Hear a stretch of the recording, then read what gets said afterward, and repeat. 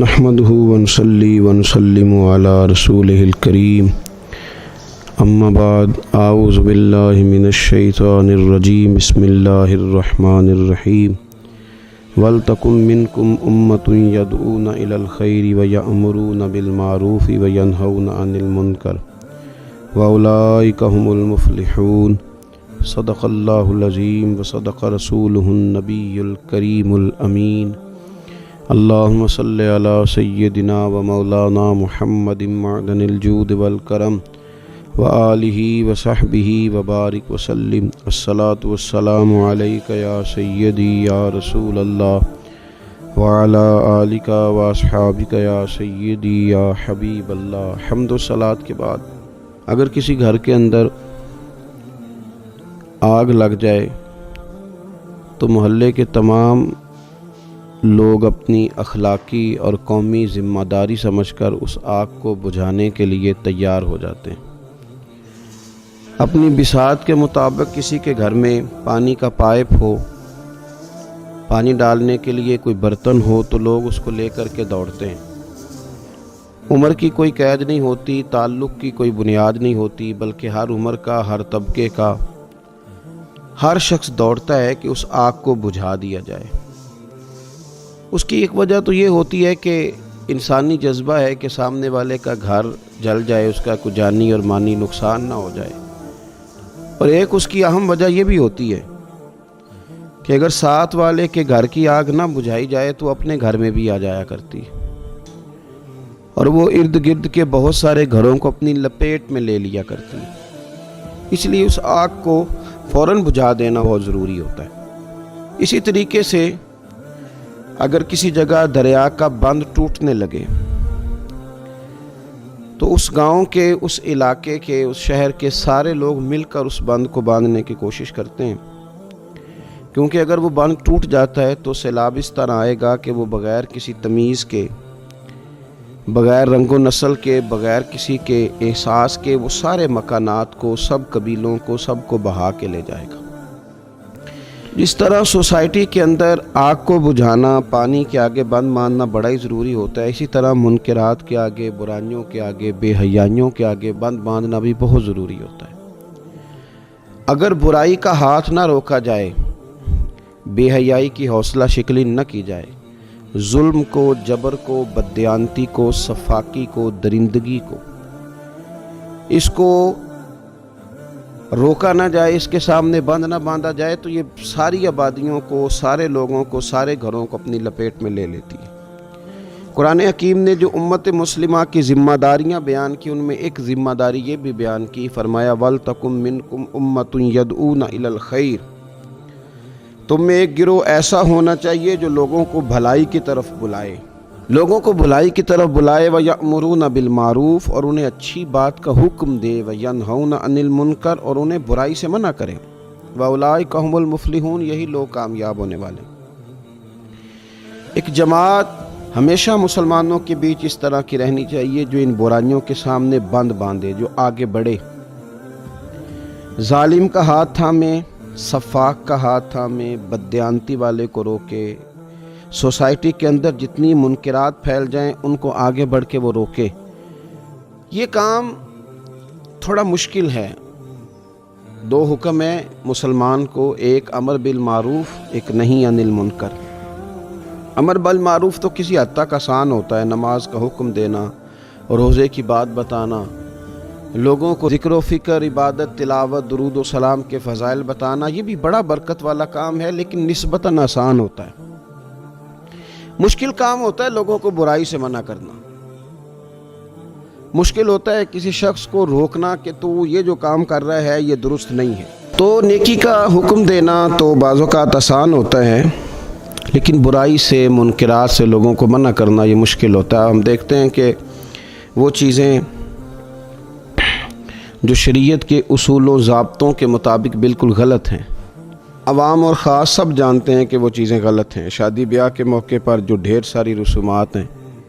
ان سے ہر آدمی آگاہ ہے کہ یہ غلط ہے، لیکن سب لوگ، خاندان کے بڑے بوڑھے چھوٹے، عام خاص، عالم فاضل جاہل، اللہ ماشاءاللہ، سب اس کے اندر شامل ہو جاتے ہیں۔ کرنے کا کام یہ ہے کہ کوئی ایک آدمی احقاق حق کا فریضہ سر انجام دے، وہ آگ جو ان برائیوں کو لے کے آ رہی ہے اور معاشرے کو اپنی لپیٹ میں لے کے غریبوں کے لیے معیشت اور معاشرت کو تنگ کر رہی ہے، کچھ لوگ آگے بڑھیں، اس کا راستہ روکیں۔ جب آپ کسی بندے کو اس کی برائی سے منع کرتے ہیں، آپ جب اس کو بتاتے ہیں کہ تیرے اندر یہ غلطی ہے، تو یہ بات اس کے دل پہ چوٹ کرتی ہے۔ حضرت سیدنا عبداللہ ابن مسعود رضی اللہ تعالیٰ عنہ فرمایا کرتے تھے، یہ بہت بڑا گناہ ہے کہ کسی شخص کو اس کی غلطی سے روکا جائے اور اسے کہا جائے کہ تو اللہ سے ڈر، اور وہ جواب میں یہ کہے کہ تو اپنی فکر کر۔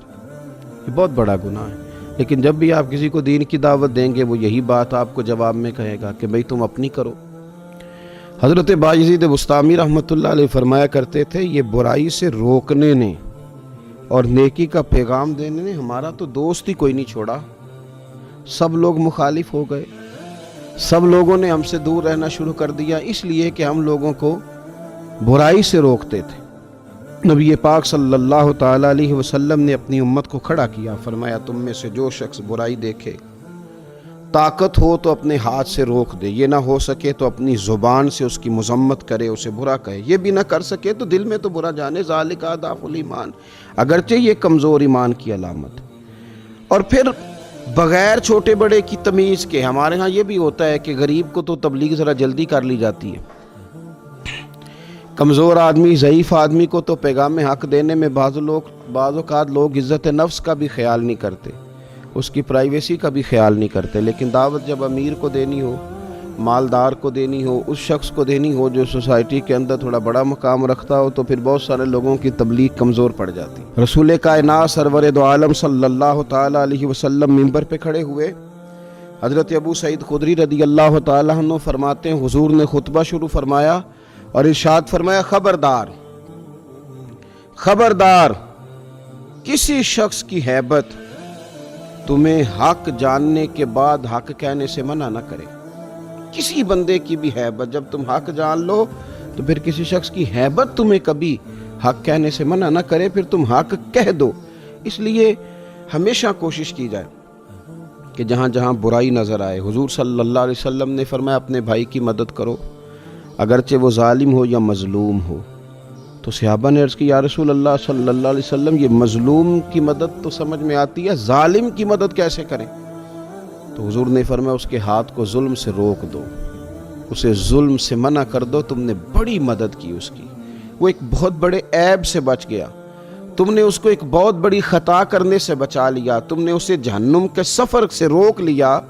تم نے اس کا بھلا کیا، اس کو بچا لو، اس کو محفوظ کر لو، تو یہ تمہاری طرف سے اس کی مدد ہے۔ تو مدد کریں ان لوگوں کی جو گناہوں میں الجھ گئے، مدد کریں ان لوگوں کی جو برائیوں کے اندر جا کر کے اپنے آپ کو پوری طرح سے انہوں نے لگا لیا۔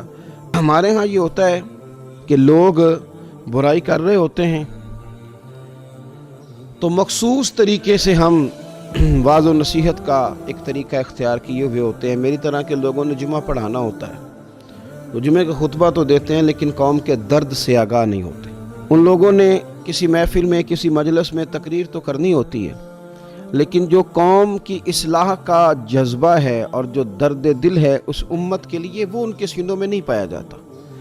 تو بس وہ رسمی تو چند باتیں ہم کر دیتے ہیں،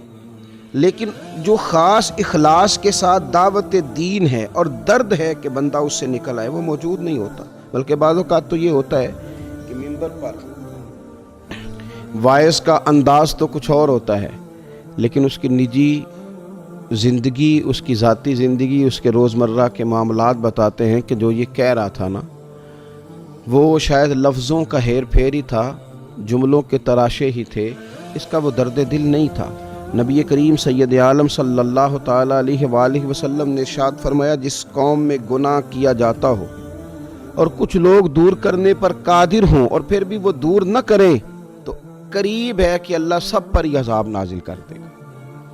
ان کے اندر طاقت تھی، یہ کہہ سکتے تھے۔ بہت سارے ہمارے ایسے قریبی دوست ہوتے ہیں کہ ہمارے ذرا سا بات کرنے سے وہ بات مان جائیں گے۔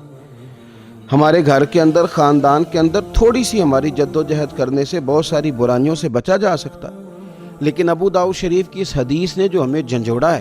کہ کچھ لوگ قادر ہوں پھر بھی وہ قدرت کے باوجود، طاقت کے باوجود اگر منع نہ کریں تو قریب ہے کہ اللہ سب کو عذاب دے گا، سب اس کی لپیٹ میں آ جائیں گے۔ کیوں؟ اس لیے کہ انہوں نے توجہ ہی نہیں کی، وہ کر سکتے تھے اپنی نافرمانی پر تو لوگ سیکھ پا ہوتے ہیں، تو اللہ رسول کی نافرمانی پر کیوں نہیں ہوتے؟ ہمارا کوئی اپنا، ہمارا چھوٹا، ہماری اولاد، ہمارا بھائی، ہمارا ملازم ہماری بات نہ مانے تو کتنی تکلیف ہوتی ہے، تو اگر لوگ اللہ رسول کی بات نہ مانیں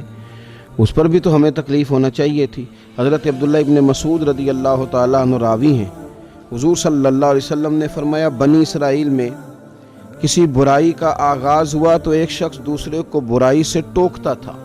اور کہتا تھا یہ حلال نہیں حرام ہے، لیکن کچھ دنوں کے بعد وہ خود بھی اس برائی میں مبتلا ہو جاتا تھا، اس کا ہم نوالا ہم پیالہ بن جاتا تھا۔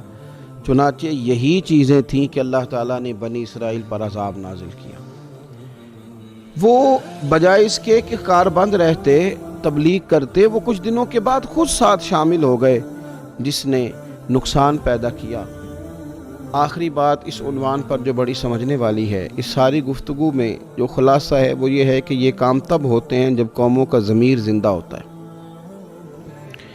اگر ضمیر زندہ ہو، برائی کو برائی سمجھا جائے تو پھر لوگ لوگوں کو برائی سے منع کرتے ہیں۔ آپ دیکھیں، غور کریں کہ کتنے لوگ ہیں جو لوگ بار گند دیکھتے ہیں، تعفن دیکھتے ہیں، کوڑا دیکھتے ہیں، روڑی دیکھتے ہیں، کس قدر زیادہ وہ برائی محسوس کرتے ہیں، کس قدر زیادہ وہ تعفن محسوس کرتے ہیں، کس طرح وہ لوگوں کو منع کرتے ہیں، کس قدر زیادہ پیغام دیتے ہیں یہ کچرا اٹھا لو، چونکہ ان کا ذہن ہے کہ یہ گندگی ہے، یہ برائی ہے، اس سے ہمیں بچنا چاہیے۔ لیکن گناہ کے معاملے میں، بدی کے معاملے میں اگر ہمارا رویہ یہی بن جائے کہ ہمیں لوگوں کو بچانا ہے، لوگوں کو ہمیں اس سے روکنا ہے، تو پھر ہم محسوس کریں گے کہ ضمیر زندہ ہے، اور ضمیر زندہ ہوتا ہے تو پھر قومیں زندہ رہتی ہیں۔ اللہ تبارک و تعالی ہمیں عمل کی توفیق عطا فرمائے۔ آخر دعوانا الحمدللہ۔